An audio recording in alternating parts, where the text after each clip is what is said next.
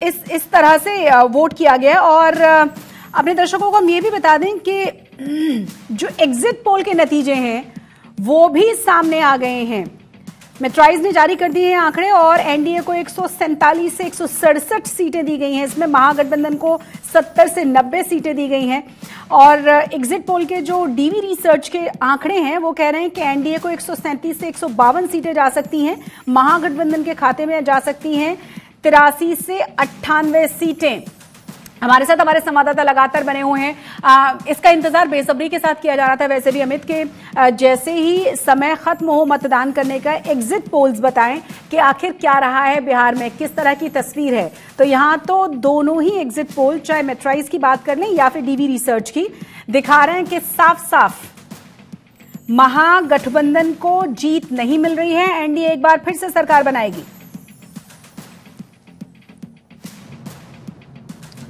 देखिए, exit poll का आंकड़ा इस तरह का आएगा, इस बात को लेके हमें कोई सरप्राइज नहीं है, क्योंकि हम पहले और दूसरे चरण में जब ग्राउंड में थे तो जो लोग अपने वोट को लेके चर्चाएं कर रहे थे वो प्रो कंबेंसी वोट वाले ज्यादा लोग थे। हाँ, जो मुस्लिम या फिर यादव समुदाय या जो कैंडिडेट विशेष महागठबंधन का जिस तरह से था वो वॉइस आपको सुनाई दे रही थी। लेकिन फिर वही बात कि जो वोकल वोटर जो अपने पत्ते खोल रहा था पोलिंग स्टेशंस के बाहर, वो एनडीए का था। तो ऐसे में इस तरह का आंकड़ा आना अपने आप में कोई सरप्राइजिंग फैक्टर नहीं है। बहुत ज्यादा ये एंटिसिपेटेड लाइंस पे है। और अगर जिस महिला वोट बैंक की हम बात कर रहे हैं, जिसमें बहुतायत में नीतीश कुमार के नाम पे वोट जाता हुआ दिख रहा था, अगर वो सच में पैन बिहार फैक्टर रहा तो हम मान सकते हैं कि ये आंकड़े 140-150 भी जाए तो कोई सरप्राइजिंग फैक्टर नहीं है। लेकिन वही बात है कि जो सैंपल साइज होता है वो से आता है, और जो साइलेंट वोटर्स हैं या जो अपने पत्ते नहीं खोल रहे थे उन लोगों के हिस्से क्या है और वो कितना प्रभावित करेगा इस ओवरऑल फिगर को, वो भी देखना पड़ेगा। हालांकि फिर वही बात है कि जो महागठबंधन का वोटर है वो अपने आप में बहुत वोकल वोटर माना जाता है, खासतौर पे मुस्लिम समुदाय का वोटर और यादव समुदाय का वोटर। अगर 100 लोग हैं तो 200 लोगों की आवाज सुनाई देती है। इस वजह से इस वक्त इस चुनाव में आरजेडी ने एक कोशिश भी की थी, हालांकि कि अपने कार्यकर्ताओं को कहा था कि बहुत ज्यादा एग्रेशन नहीं दिखाना है। जो 2020 में सत्ता के करीब जाते जाते महागठबंधन फिर विपक्ष में बैठना पड़ा, उसमें कारण ये भी कहा जाता था कि जो ज्यादा अग्रेशन था आरजेडी का वोटर्स का ग्राउंड पे, उसकी वजह से संभवतः कुछ छोटा वोट बैंक इधर उधर तितर बितर हुआ था, जिसकी वजह से सत्ता की चाबी आरजेडी के हाथ और महागठबंधन के हाथ नहीं लगी थी। अभी और भी डेटा आएगा शशि, तो हो सकता है ये आंकड़े या पोल ऑफ पोल्स जब आएगा दोबारा तो इसमें कुछ रिवीजन आपको देखने को मिले। बिल्कुल अमित, बने रहे हमारे साथ। अपने दर्शकों को ये भी बता दें, जनसुराज पार्टी जिसके लिए बार बार कहा जा रहा था कि इस बार हो सकता है कि बहुत सारे खेल खराब करे, जिस तरह से लगातार बने हुए थे प्रशांत किशोर लोगों के बीच में, एग्जिट पोल के जो नतीजे आए हैं जनसुराज पार्टी के लिए वो भी अपने दर्शकों को बता दें। मेट्राइज की तरफ से 0 से 2 सीटें दी गई हैं इनको और डीवी रिसर्च ने इनको 2 से 4 सीटें दी हैं। तो लगातार जो कहा जा रहा था कि अच्छा ठीक है सत्ता न सही लेकिन खेल बिगाड़ने वाले ये जरूर बन सकते हैं, किंग मेकर की भूमिका में नजर आ सकते हैं, वैसा कम से कम एग्जिट पोल के नतीजों को देखकर तो बिल्कुल नहीं कहा जा सकता।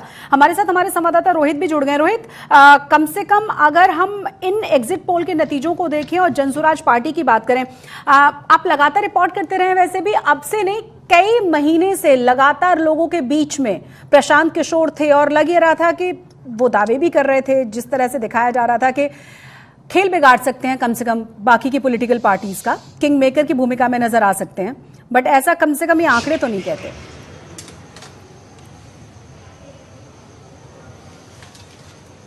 नहीं, देखिए प्रशांत किशोर के आप बयान पर जाइए, क्या कहा था उन्होंने, अर्श या फर्श दोनों चीजें उन्होंने कही थी। या तो बम्पर वोटिंग होगी, बम्पर सीटें आएंगी तो सीधा सरकार ही बना लेंगे, या नहीं तो यानी कि अर्श पे चले जाएंगे, या नहीं तो फर्श पे, यानी कि कुछ नहीं होगा, 2-4-5 सीटें आएंगी और वही हो रहा है। प्रशांत किशोर इसके लिए अगर हम ये एग्जिट पोल के जो नतीजे दिखा रहे हैं विभिन्न जगह संस्थाओं ने जो किया है उसमें देखें तो प्रशांत किशोर अच्छा प्रदर्शन करते हुए नहीं दिख रहे हैं। 2 सीट 4 सीट 5 सीट के आसपास ही जिनको जो है वो दिखाया जा रहा है। तो इसके लिए प्रशांत किशोर तैयार थे, उन्होंने ऐसा कभी दावा नहीं किया था कि नहीं भाई मैं सरकार ही बना लूंगा, वो बदलाव की बात करते थे।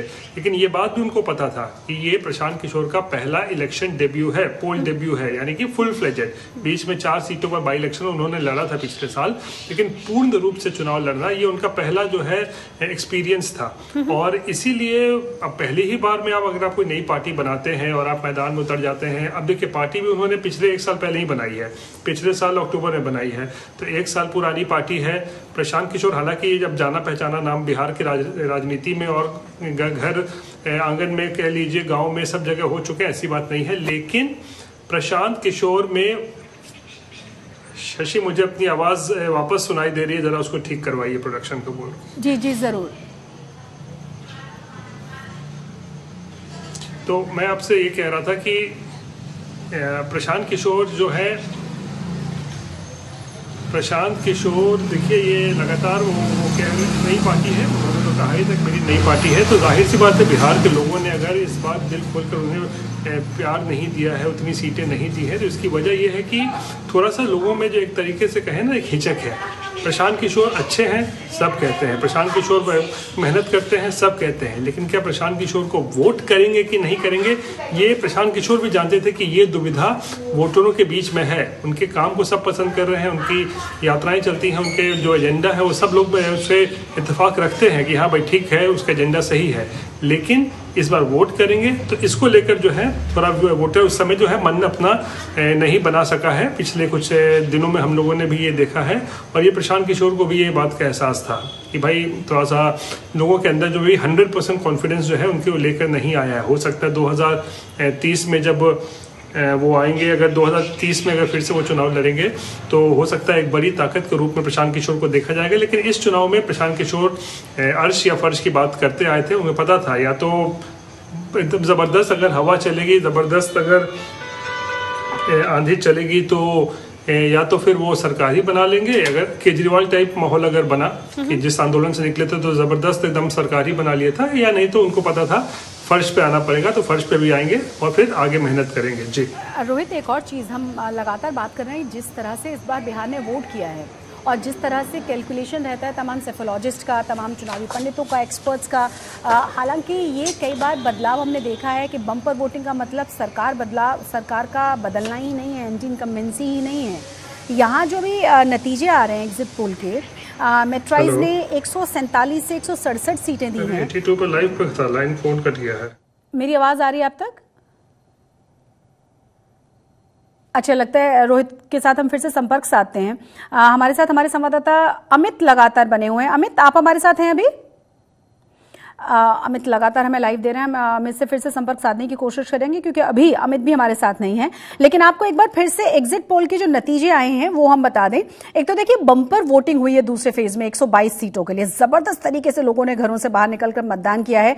दूसरा आप देखिए एग्जिट पोल के जो नतीजे आए हैं, मेट्राइज की तरफ से जो आंकड़े जारी किए गए हैं, 147 से 167 सीटें एनडीए को दी गई हैं, महागठबंधन को दी गई हैं सिर्फ 70 से 90 सीटें।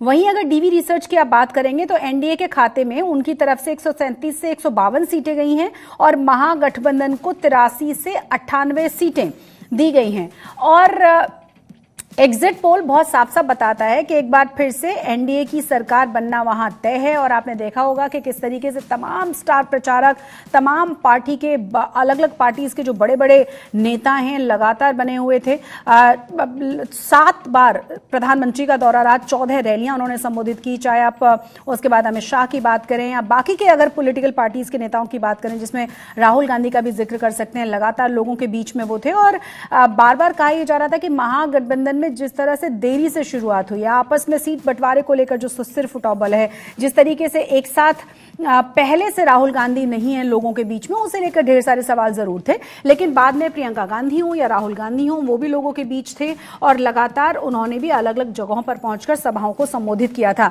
जनसुराज पार्टी, जिसके बारे में बार बार कहा जा रहा था कि खेल बिगाड़ने वाली पार्टी बाकी के लोगों के लिए हो सकती है, किंग मेकर ये पार्टी साबित हो सकती है, उसके बारे में जो एग्जिट पोल के नतीजे हैं वो कह रहे हैं कि हो सकता है कि एक भी सीट ना आए, मतलब खाता ही ना खुले, और हो सकता है कि 2 से 4 सीटें जनसुराज यानी कि प्रशांत किशोर की पार्टी को मिल जाएं।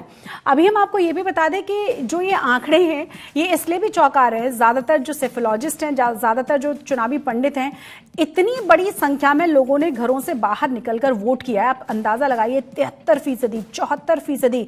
अगर ओवरऑल अगर आंकड़े भी देखे जाएं तो लगभग 67% से ज्यादा वोटिंग हुई है। और अभी फाइनल जो आंकड़े हैं वो चुनाव आयोग की तरफ से जारी नहीं किए गए। कहा यह जा रहा है कि कई जगहों पर अभी लंबी लंबी लाइनें हैं, तो हो सकता है कि लाइनें खत्म होने तक ये 70% के करीब पहुंच जाए।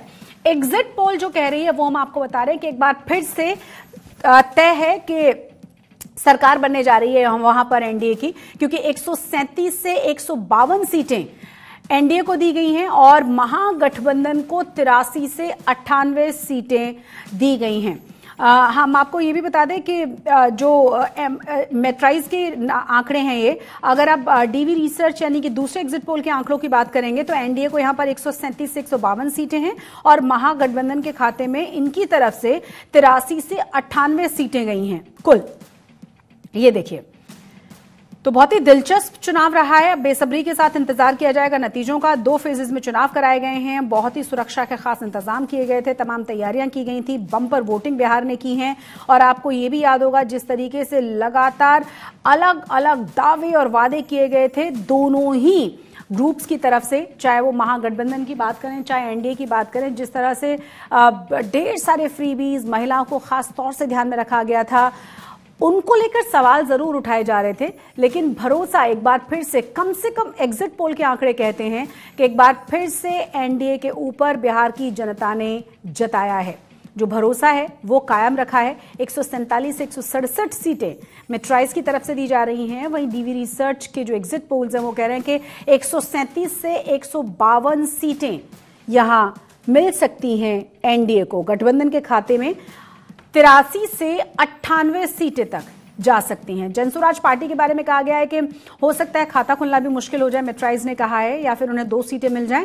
और डीवी रिसर्च की तरफ से कहा गया है कि जनसुराज पार्टी को 2 से 4 सीटें मिल सकती हैं पूरे बिहार में।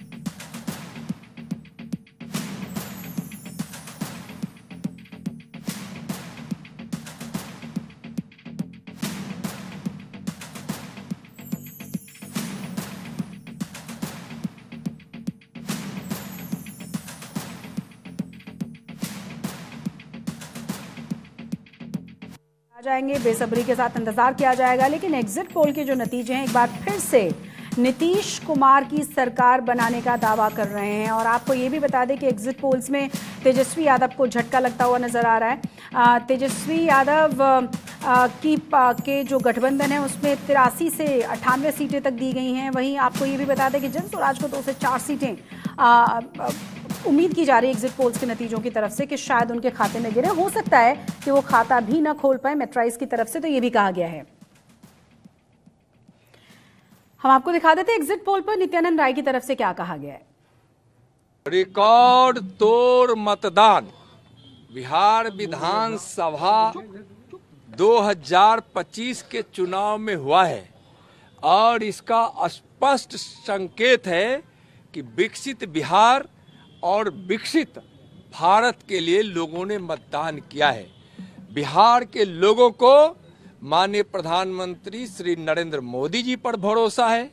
बिहार के लोगों को बिहार के मुख्यमंत्री श्री नीतीश कुमार जी पर भरोसा है और पांडव दल यानी एनडीए के पांचों दल भाजपा, जदयू, लोजपा और रालोमो और हम के सभी साथियों पर भरोसा बिहार के लोगों ने जताया है।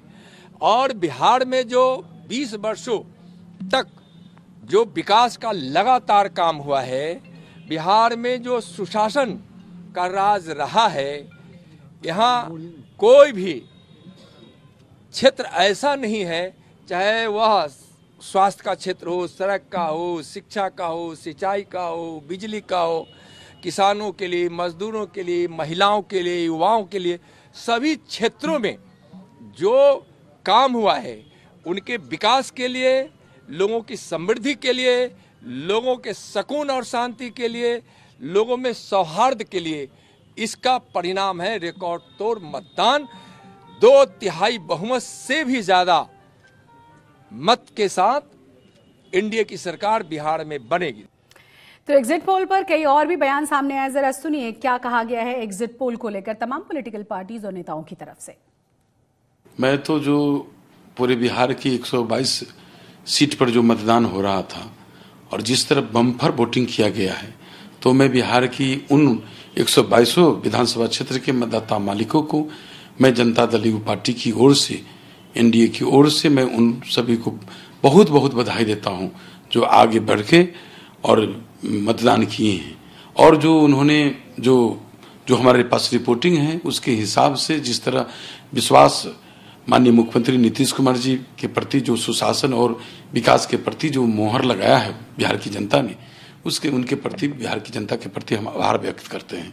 और माननीय मुख्यमंत्री जी को भी मैं अपने तरफ से उनके प्रति आभार प्रकट करते कि जो बधाई देते हैं कि बहुत उनके कारण कि जो हमारे नेता ने जो इन 20 वर्षों में जो काम किए और उस काम के लेके विकास के नाम पर वोट मिला है। आज लगातार हमारे साथ हमारे संवाददाता रोहित बने हुए। रोहित, बार बार जो बम्पर वोटिंग है उसे लेकर बहुत सारे कयास और बहुत सारे अलग अलग तरीके के एक्सपर्ट्स के व्यूज हमने देखे हैं। हालांकि पिछले कुछ चुनावों में हमने ये भी देखा है कि बम्पर वोटिंग का मतलब सरकार परिवर्तन नहीं है, ऐसा भी देखा गया और एग्जिट पोल्स भी कुछ उसी तरफ इशारा कर रहे हैं।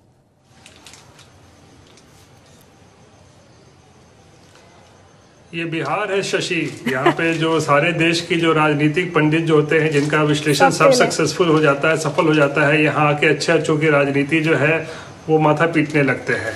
इसीलिए बम्पर वोटिंग क्या इशारा कर रहा है जी? क्या सरकार बदलाव के लिए, मतलब क्या बदलाव के लिए लोगों ने वोट किया है या बदलाव के लिए वोट किया है या फिर मौजूदा व्यवस्था को बरकरार रखने के लिए वोट किया है, ये समझना किसी भी राजनीतिक पंडित के लिए जो है लगभग सही कहिए तो असंभव है, बहुत असंभव है। मैं आपको बता रहा हूँ 2015 का मुझे वो वाकया लगता है जीवन भर याद रहेगा, जब अचानक सुबह जब काउंटिंग शुरू हुई थी तो अचानक से लगा था बीजेपी की संख्या बढ़ती जा रही है और बीजेपी दफ्तर में जश्न मनाना भी शुरू कर दिया था। उस समय नीतीश कुमार और लालू साथ में थे। अचानक से 8 बजे जब काउंटिंग शुरू हुई, 9 बजे तक बम पटाखे फूटने लगे थे बीजेपी दफ्तर में और अचानक से 1 घंटे के बाद पूरा खेला बदला और बीजेपी आ गई 55 पे और सरकार बनी महागठबंधन की। तो ये बिहार है, यहाँ पे सब लोग, सब राजनीतिक पंडितों के जो मतलब अनुमान है, विश्लेषण है, वो जाके धरे के धरे रह जाते हैं। और इस बार भी ऐसा ही कुछ हो रहा है। महिलाएं इतनी ज़्यादा बम्पर वोटिंग कर रही हैं, किसके लिए वोट कर रही हैं?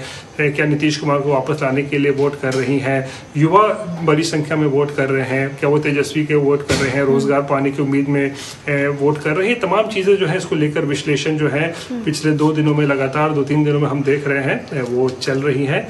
लेकिन ठीक है, अब एग्जिट पोल के नतीजे आए हैं कि कुछ संस्थाओं ने किए हैं, कितना विश्वसनीय है वो तो एक अलग बात है, कितना से भरोसा किया जा सकता है। लेकिन अभी तो फिलहाल उनके एग्जिट पोल तो यही इशारा कर रहे हैं कि बिहार में एनडीए सरकार जो है एक बार फिर से बन सकती है, और अगर ऐसा होगा तो फिर नीतीश कुमार 10वीं बार मुख्यमंत्री बन सकते हैं। और ये देखिए ये जो अगर ऐसे नतीजे अगर ये आते हैं, जो मैं क्या कह रहा हूँ, ये एग्जिट पोल अगर एग्जैक्ट पोल हो जाता है तो फिर तेजस्वी यादव के लिए थोड़ा मुश्किल हो सकता है, क्योंकि किस तरीके से उन्होंने ज़बरदस्त प्रचार प्रसार किया है।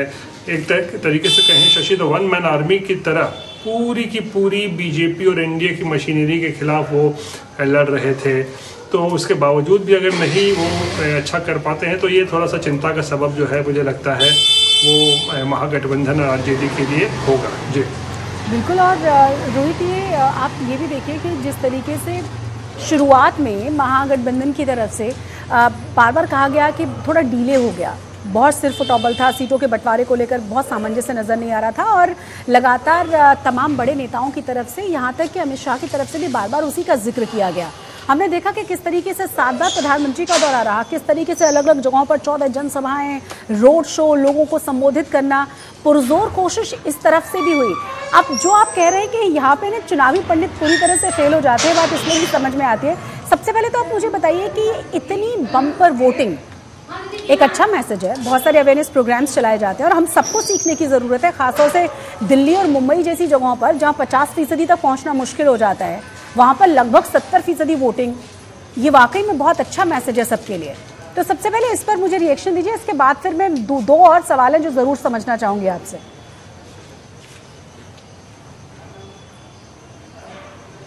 देखिए, एक थोड़ा हल्के फुल्के अंदाज में एक चीज बताऊं ना, तो ये भी एक बड़ी वजह हो सकता है बम्पर वोटिंग के लिए। मौसम बड़ा सुहाना है। 2020 में कोरोना का माहौल था तो उस समय थोड़ा सा मतलब लोग कम निकले थे, लेकिन क्योंकि देखिए सर्दियों का मौसम चल रहा है। लोकसभा चुनाव में देखिए कितनी गर्मी पड़ती है अप्रैल मई जून के महीने में जब वोटिंग होती है, तो वोटिंग के परसेंटेज देखते हैं, लोग घरों से नहीं निकलते हैं, लू चलती रहती है। तो एक चीज ये भी एक बड़ा फैक्टर हो सकता है कि लोगों को लाइन में लगने में कोई परहेज नहीं है। सुबह से लाइन में अगर 2 घंटे भी खड़ा रहना पड़े तो बड़ा अच्छा सुहाना मौसम चल रहा है, धूप अच्छी निकलती है, खिली खिली धूप, तो लोग उसको जो है कह सकते हैं कि वैसी गर्मी नहीं पड़ रही है, ये एक बड़ा वजह हो सकता है। लेकिन ये तो हल्की फुल्की बातें थी, लेकिन अब अगर हम सीरियस विश्लेषण पे आ जाए तो देखिए क्या है यहाँ पे। तेजस्वी यादव को मुख्यमंत्री के तौर पर कब प्रोजेक्ट किया गया था, तो मुझे ध्यान आ रहा है अशोक गहलोत जो आखिरी दिन था नामांकन का, उससे पहले अशोक गहलोत को जो भेजा गया था दूत के रूप में, सोनिया गांधी राहुल गांधी ने भेजा कि भाई मामला बिगड़ रहा है कांग्रेस और आरजेडी के बीच में, जाइए आप मामला को संभालिए। अब वहाँ हो ये रहा था ना कि कांग्रेस तेजस्वी यादव को मुख्यमंत्री के तौर पर घोषित करने से परहेज कर रही थी, और दोनों के बीच में संवाद, कांग्रेस और आरजेडी में संवाद बिल्कुल टूट चुका था सीट बंटवारे को लेकर, किसको कितनी सीटें मिलेगी, कौन कहाँ से लड़ेगा। तब अशोक गहलोत आए खेवन है मतलब यहाँ पर सब कुछ ठीक करने के लिए, और फिर उन्होंने सब कुछ ठीक भी किया। लेकिन वो जो लालू प्रसाद और तेजस्वी से मुलाकात और लालू परिवार से उस मुलाकात के दौरान जो बैठक हुई थी, उसमें जो हमारे जानकारी है कि लालू की तरफ से स्पष्ट संकेत दिया गया, स्पष्ट कह दिया गया अशोक गहलोत को कि भाई देखिए तेजस्वी यादव को मुख्यमंत्री घोषित कीजिए, आप लोग कीजिए, वरना मुश्किल हो जाएगी। क्योंकि देखिए, और इसीलिए क्योंकि ग्राउंड पे देखिए हमारी जो जानकारी है, कांग्रेस के कई नेताओं से हमारी बात हुई है, ये 10,000 वाला जो कैश ट्रांसफर हुआ था ना शशि, मुख्यमंत्री रोजगार योजना के तहत, ये इसका बड़ा व्यापक असर हो रहा था। और मैं आपको बताऊं कि ये 10,000 का जो कैश ट्रांसफर था, ये एक साइलेंट इंजेक्शन था, ये एक ऐसा इंजेक्शन था जिसको लेकर कोई हो हल्ला नहीं कर रही थी महिलाएं, लेकिन बड़ा साइलेंटली, बड़े चुपचाप से इसका असर जो है देखने को मिला है इन चुनावों में। महिलाओं के खाते में टंग से घंटी बजती है, एक नोटिफिकेशन आता है कि 10,000 रुपए आपके खाते में आ गए हैं, तो महिलाएं खुश होती हैं कि चलिए भाई परिवार में 10,000 रुपए आए हैं जिससे वो कुछ कर सकती हैं, तो इसका असर देखने को मिलता है। और ये बात कांग्रेस के नेता भी जान रहे थे कि 10,000 वाला जो है ये बहुत व्यापक रूप से काम कर रहा है। तो ऐसे में क्या था, काट, उस 10,000 वाले जो कैश ट्रांसफर स्कीम को जो काट के रूप में तेजस्वी को जो है कांग्रेस ने मजबूरी में कहिए तो सीएम के रूप में प्रोजेक्ट किया। अब उससे काउंटर क्यों हुआ, अब ये समझिए। 10,000 रुपए का जो व्यापक असर देखने को मिल रहा था, उसके काउंटर में कांग्रेस और आरजेडी ने ये रणनीति बनाई कि तेजस्वी के नाम को हम अगर घोषित कर देंगे, तो कांग्रेस तेजस्वी के नाम को घोषणा कर दी कि यही सीएम प्रत्याशी होंगे, उम्मीदवार होंगे, तब जो बिहार के जो 14% यादव समाज और 18% जो मुस्लिम समाज है, उनके अंदर एक क्लैरिटी आ जाएगी। कि भाई ये नेता, ये व्यक्ति मुख्यमंत्री प्रत्याशी बन चुका है महागठबंधन का, यानी कि वो 18% और 14% जो है वो एकजुट हो जाएंगे, वो लामबंद हो जाएंगे। क्योंकि उन्हें फिर क्या रहेगा, यादव और मुसलमान जो आरजेडी के कोर बैंक हैं, कि भाई हमें अपने नेता को मुख्यमंत्री बनाना है, तेजस्वी को मुख्यमंत्री बनाना है। तो क्या होता है उसका असर, फिर अब ये समझिए आगे 18 जोड़ 14 कितना हो जाता है, 32, यानी ये 32% जो है वो एक तरीके से चुनाव से पहले ही आरजेडी और महागठबंधन के पॉकेट में आ जाता है। यानी चुनावों में जब वोटिंग उतरती, अगर ये महागठबंधन बैटिंग करने के लिए, अगर हम इसको क्रिकेट के भाषा में बात करें, तो 32% से उनकी बैटिंग शुरू होती, ये आप समझिए। और फिर मुकेश सहनी को इन लोगों ने डिप्टी सीएम प्रोजेक्ट किया। उसके पीछे क्या रणनीति है, बिहार में 36% ईबीसी है, अति पिछड़ी जाति, मुकेश सहनी भी उसी से आते हैं। अब कोशिश ये थी कि 32% तो मेरे पॉकेट में है, वहां से तो हम बैटिंग शुरू कर रहे हैं। अगर वो 36% में से अगर 5, 6, 7, 8% भी अगर मेरे पास आ जाता है मुकेश सहनी के नाम पे, तो 32 जोड़ 8 40% जिसको वोट आएगा वो तो सरकार बनाएगा बिहार में, इसमें कोई शक शुबा, किसी को इफन बट नहीं है। तो इसी रणनीति के रूप में जो है तेजस्वी यादव को सीएम प्रोजेक्ट किया गया था। चलिए अब तो, लेकिन ये सब तो पुरानी बातें हो गई हैं, अब तो चुनाव संपन्न हो चुका है, अब तो सिर्फ नतीजों का इंतजार है। एग्जिट पोल के जो कुछ नतीजे भी कुछ जगह आने लगे हैं। देखने वाली बात होगी कि ये एग्जिट पोल अब क्या वाकई एग्जैक्ट पोल में तब्दील होता है या नहीं 14 नवंबर को। शशि बिल्कुल, और क्योंकि रोहित हम इस पे बहुत बार पहले भी डिस्कशन कर चुके हैं कि नीतीश कुमार मतलब मुख्यमंत्री वही बनेंगे। हम क्योंकि आप जिस तरह से तमाम चीज़ें बता रहे थे कड़ी दर कड़ी की, किस तरीके से ऐलान किया गया, फिर कहा कि कट्टा कान पे रखकर ऐलान करवा लिया गया है। नीतीश कुमार के बारे में भी आपने ज़रूर नोटिस किया होगा कि कितना देर से बाकी के तमाम पॉलिटिकल पार्टीज या फिर बड़े नेताओं की तरफ से कहना शुरू हुआ था कि हाँ यही मुख्यमंत्री फेस हैं। बड़ा देर लगा ये सब ये बात दोहराने में और ये बात कहने में, और उसके बाद फिर हमने देखा कि रिपीटेटिवली उसी बयान को अलग अलग नेताओं की तरफ से कहा गया।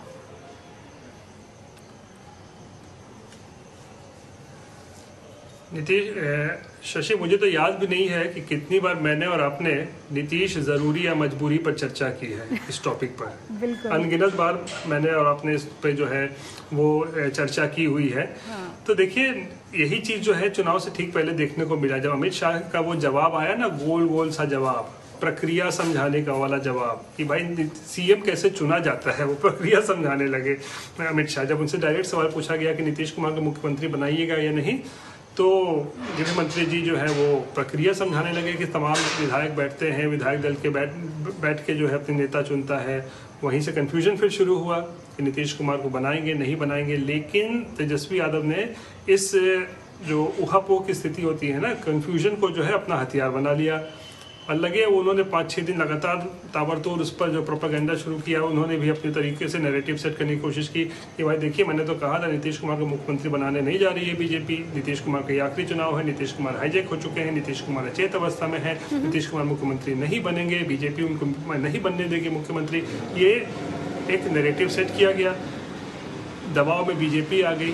बीजेपी को लगा कि नैरेटिव अगर जनता के बीच चला गया, बहुत फैल गया, तो फिर इसका नुकसान हो सकता है। फिर आनंद फानंद में अमित शाह के जरिए ही और बिहार के अन्य नेताओं के जरिए जो है फिर ये कहना शुरू किया गया कि भाई नीतीश कुमार तो 20 साल से ही एनडीए के नेता हैं, 20 साल से एनडीए के नेता हैं, नेतृत्व कर रहे हैं, आगे भी रहेंगे, सीएम पद की वैकेंसी कहाँ है।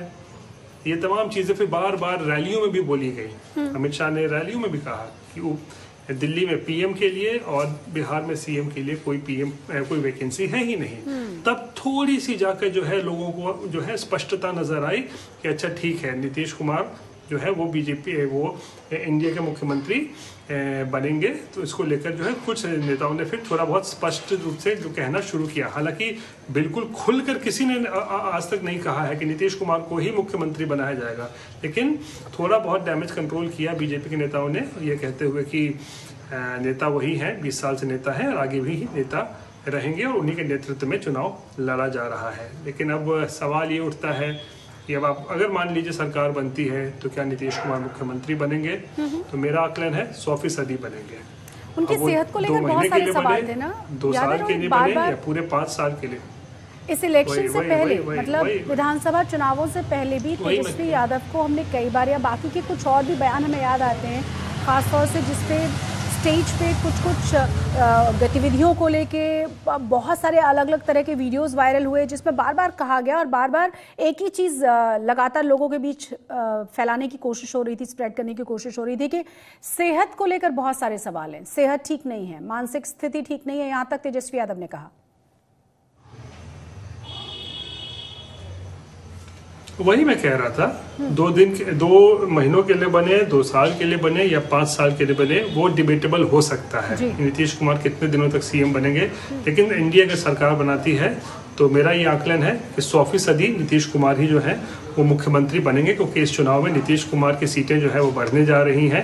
हालांकि ऐसा कुछ बहुत बड़ा मिराकल नहीं हुआ है जिसकी वजह से नीतीश कुमार की सीटें बढ़ेंगी, क्योंकि चिराग पासवान भी इस बार साथ में है। पिछले बार तो उन्होंने ही सबसे ज़्यादा डैमेज किया था जेडीयू को, तो इसीलिए जेडीयू की सीटें बहुत ज़्यादा कम हो गई थी। लेकिन इस बार चिराग पासवान डैमेज नहीं कर रहे हैं, थोड़ा बहुत अगर होगा तो कंट्रीब्यूट ही कर रहे हैं नीतीश कुमार के सीटों को बढ़ाने में। तो इस बार सीटें बढ़ेंगी नीतीश कुमार की, और फिर से मतलब कह सकते हैं कि अब बीजेपी से ज़्यादा सीटें होंगी या बीजेपी से कम होगी, ये देखने वाली बात होगी। लेकिन नीतीश कुमार की सीटें ज़्यादा बढ़ेंगी, थोड़ा सा मजबूत स्थिति में होंगे, और मुख्यमंत्री तो नीतीश कुमार ही बनेंगे, जो मुझे लगता है। उसके बाद क्या होगा, जैसे हम चर्चा कर रहे थे, ये कहना बड़ा मुश्किल है। बहुत बहुत शुक्रिया रोहित, इस तमाम जानकारी के लिए आपका बहुत शुक्रिया, आपका इस सारी इन्फॉर्मेशन को हमारे दर्शकों तक पहुंचाने के लिए। बिहार में वोटिंग को लेकर अजय आलोक ने क्या कहा है, जरा वो भी सुनिए आप। देखिए, एग्जिट पोल को तो मैं मानता नहीं हूँ, लेकिन तब भी लोगों की बहुत मेहनत लगी रहती है। अब सब हमें जिता रहे हैं एग्जिट पोल में, तो ठीक है, लेकिन मैं एग्जैक्ट पोल पे बिलीव करता हूँ। मेरा अभी भी मानना है कि जिस तरह से चुनाव ने अपने आप को समेटा है, 2010 का रिकॉर्ड टूट जाएगा, टूट सकता है। तेजस्वी यादव भी लगातार दावे कर रहे थे 14 तारीख को परिणाम आएगा और 18 तारीख को हम सीएम तक का ओथ लेंगे। वो सब मानसिक व्यथा का कारण है, तो मानसिक रूप से परेशान हो चुके हैं ये लोग। कभी चुनाव अधिकारियों को ब्लेम करने लगते हैं, कभी चुनाव आयोग को, कभी पुलिस बल को, कभी आईएएस अफसर जो ड्यूटी पे लगे हुए हैं उनको ब्लेम करने लगते हैं, फिर 18 को सरकार भी बनाने लगते हैं। तो थोड़ी मानसिक परेशानी होगी। छोड़ दीजिए, बच्चे की जान कब तक लीजिएगा। 14 तारीख को तो बाल नोचेंगे, 15 को लट्ठम जुत्तम होगा लालू के घर में। तो आपको बता दें कि जेवीसी एग्जिट पोल के मुताबिक एनडीए को 143 सीटें मिल सकती हैं, वहीं महागठबंधन को 95 सीटें मिलने का अनुमान जताया गया है। जनसुराज पार्टी को 2 सीटें मिलने का अनुमान है, तो अन्य के खाते में जा सकती हैं 3 सीटें। आपको ये भी बता दें कि जो पीपल्स पल्स के मुताबिक जो एग्जिट पोल किया गया है, उन्होंने कहा है कि एनडीए के खाते में 133 से 159 सीटें जा सकती हैं, तो महागठबंधन को 75 से 101 सीटें मिलने का अनुमान है। जनसुराज पार्टी को हो सकता है खाता ना खुले, और हो सकता है कि उनके खाते में 5 सीटें चली जाएं, इस तरह का अनुमान है, और अन्य के खाते में 2 से 8 सीटें जा सकती हैं। पीमा की बात अगर हम करें तो एनडीए को 142 से 162 सीटें मिलने का अनुमान है। महागठबंधन के खाते में इनकी तरफ से दी गई हैं 80 से 98 सीटें, और वहीं प्रशांत किशोर की जो पार्टी है, यानी कि जो जनसुराज पार्टी है, उसके खाते में 1 या फिर ज्यादा से ज्यादा 4 सीटें जा सकती हैं इनके मुताबिक। वहीं अन्य को 0 से 3 सीटें मिलने का अनुमान इस सर्वे की तरफ से जारी किया गया है। तो कुल मिलाकर एग्जिट पोल के जो नतीजे हैं वो साफ साफ कह रहे हैं कि इस बार भी एनडीए की सरकार है और मुख्यमंत्री नीतीश कुमार का बनना तय है। हालांकि 14 तारीख को नतीजे आ जाएंगे, बहुत ज्यादा दूर नहीं है, दोनों ही फेजेस का मतदान हो गया है। और आपको ये भी बता दें कि बम्पर वोटिंग इस बार देखने को मिली है बिहार में। 70% के करीब मतदान हुआ है, शाम तक लंबी लंबी लाइनें देखी गई हैं। और एग्जिट पोल्स के जो नतीजे हैं, अलग अलग एग्जिट पोल्स के जो आंकड़े हैं वो ये कह रहे हैं कि महागठबंधन इस बार भी सरकार बनाने में कामयाब नहीं हो पाएगा। एनडीए को एक बार फिर से बहुमत मिलेगा और एनडीए की ही सरकार बनेगी, मतलब मुख्यमंत्री नीतीश कुमार ही होंगे।